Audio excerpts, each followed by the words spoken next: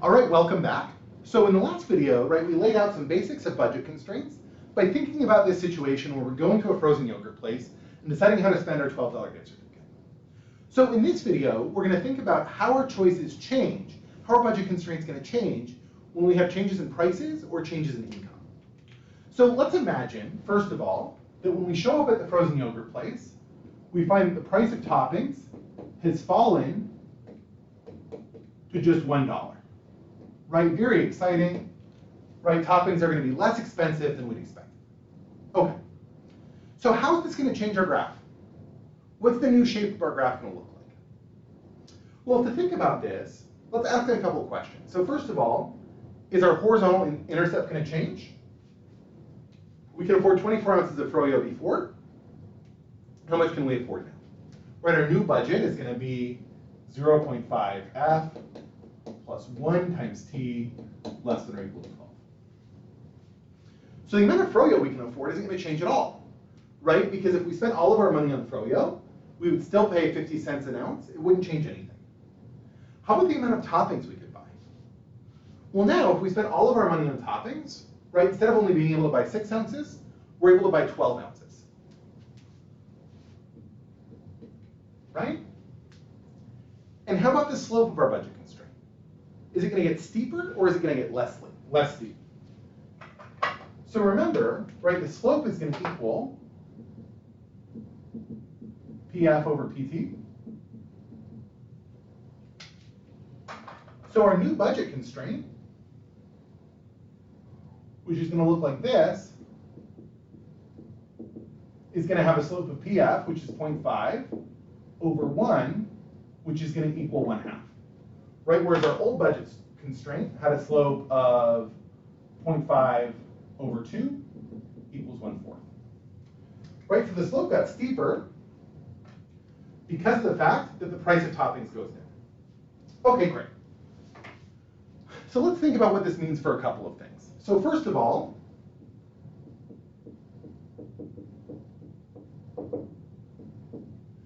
have toppings become cheaper or more expensive?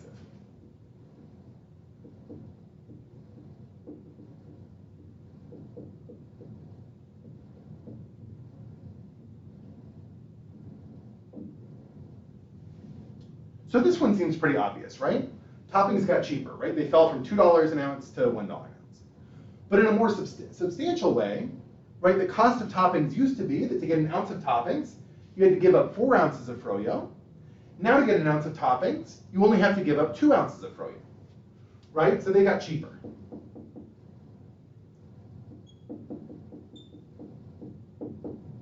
Right?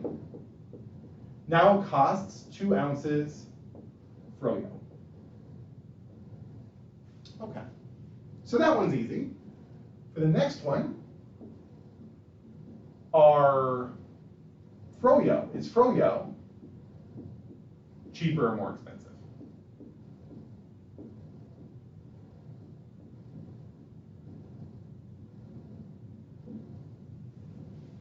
So the dollar cost of froyo didn't change at all, right? It's still 50 cents an ounce.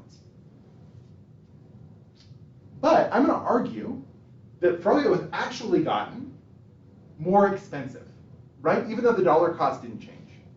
Why is that? Well, before, right, when toppings cost $2 an ounce, an extra ounce of froyo cost us 1/4 of an ounce of toppings. But now, because toppings are cheaper, an ounce of froyo costs us 1/2 ounce of toppings. Right, so froyo actually got more expensive.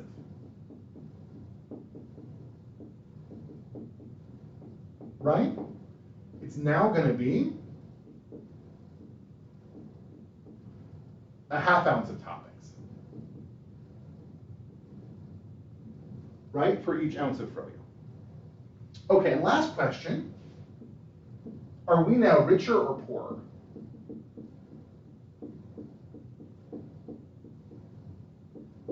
Or if you prefer, right, we can think about this.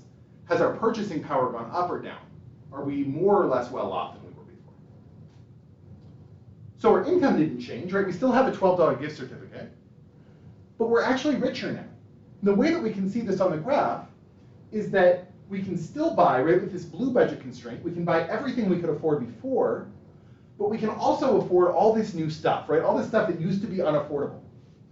And so our set of options has expanded, right? We're able to purchase more things than we could before, so we're richer.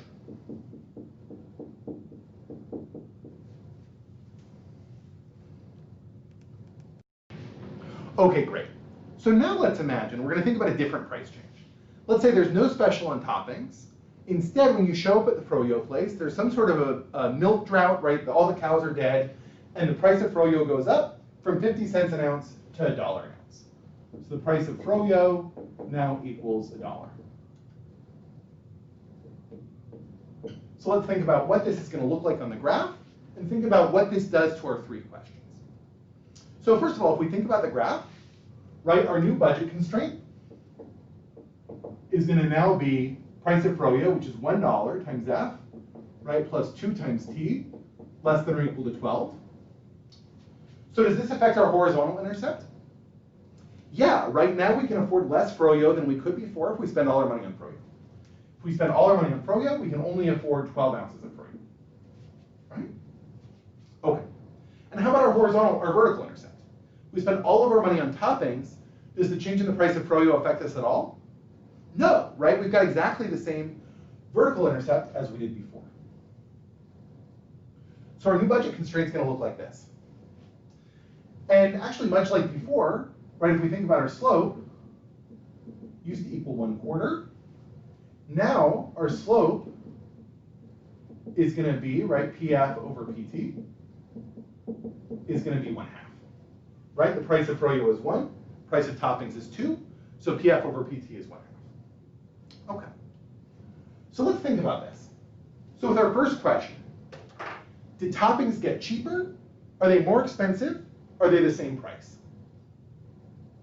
So toppings actually got cheaper, right, when the price of froyo goes up. And the reason that I say that, even though, right, the price is still $2 an ounce in terms of dollars, but in terms of froyo, I used to have to give up 4 ounces of froyo to get an ounce of toppings. Now I only have to give up 2. So toppings actually got cheaper. Right? How about froyo? Cheaper or more expensive? This one seems obvious in this case, right? Froyo is going to get more expensive. It used to be that an ounce of froyo cost 1/4 of an ounce of topping. Now it only costs 1/2 an ounce.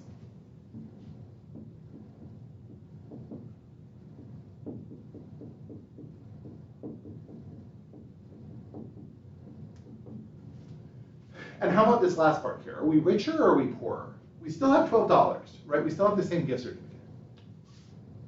But did our set of options expand or contract? Can we afford all the things we could afford before?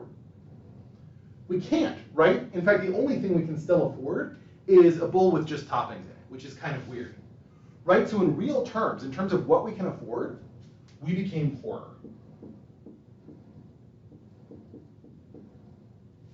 All right, great. Okay, and then one last thing I want to go through.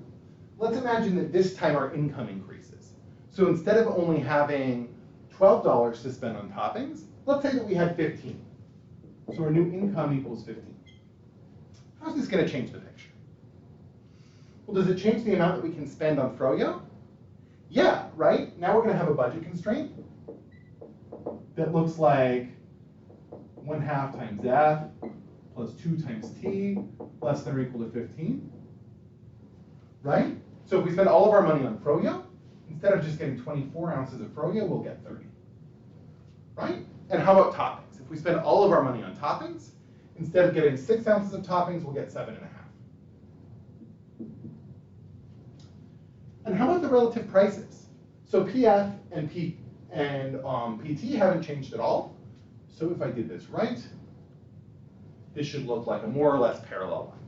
Right? All that happens, we've got the same slope, but it shifts out. So our new slope is going to still equal PF over PT equals 1/4. So when we have a change in income, right, that's just going to expand our budget constraint in, or if we lose income, if we increase income, our budget constraint goes out. If we lose income, our budget constraint comes in. Relative prices don't change at all. So if we think about our questions, right? Toppings are going to be neither more expensive nor cheaper. Right? Toppings are still going to cost each ounce of toppings are still going to cost 4 ounces of froyo. Froyo, same thing, right? An ounce of froyo is still going to cost 1/4 ounce of toppings. And of course we got richer, right? Because we can afford more things than we could before. Okay, wonderful.